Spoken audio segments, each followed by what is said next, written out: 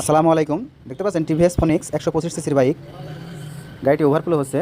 তো আজ আপনাদেরকে দেখাবো, অনেকে কার্বোরেটর ফেলে দেয় ওভারফ্লোর কারণে, সারে তারপরেও কাজ হয় না, তারপরেও তেল পড়ে। তো দেখতে পাচ্ছেন এটি মোটর আর একটি কটন বারের সাহায্যে দেখেন এভাবে পালিশ করে নিলে পারে ইনশাল্লাহ আপনাদের কার্বোরেটর আর কখনো ফেলা লাগবে না। যে রানিং যেটা দেখছেন এটা পরিষ্কার করছি আমরা, কার্বোরেটর পিস্টন দেখছেন এগুলো পরিষ্কার করছি আমরা। আমাদের পালিশ করা হয়ে গেছে, এখন কার্বোরেটরটি সেট আপ করবো। আপনারা ভিডিওটি সম্পূর্ণ দেখতে থাকেন। এই ধরনের ভিডিও পেতে চ্যানেলটিকে সাবস্ক্রাইব করবেন, লাইক করবেন, শেয়ার করবেন, যাতে পরবর্তী ভিডিও বানাতে পারি আপনাদের জন্য।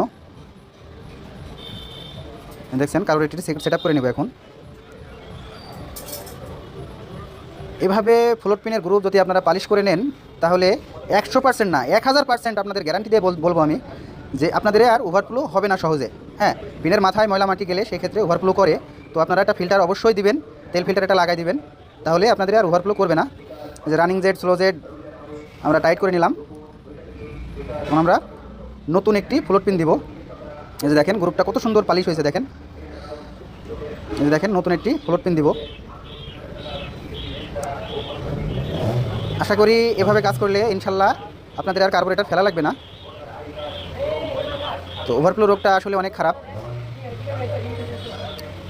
তেল লাইন আপনারা অফ করলেন না, সেই ক্ষেত্রে কী হয়, আপনার তেলগুলো সব পড়ে যায়।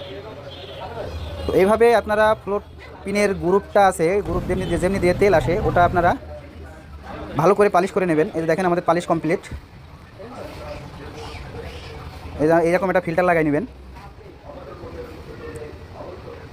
এই যে দেখেন কত সুন্দর তেলটা অফ হচ্ছে, দেখেন। আপনার কার্বোরেটর বাটিতে যখন তেল আসবে, তখন ওই ঢোলটা দেখছেন না, ওই ঢোলটা ভেসে যাবে, ভাসলে পারে তখন আপনার পরিমাপ মতো বাটিটায় তেল আসবে। যখন গাড়ি স্টার্ট করবেন তখন আবার তেলটা রানিং হয়ে যাবে।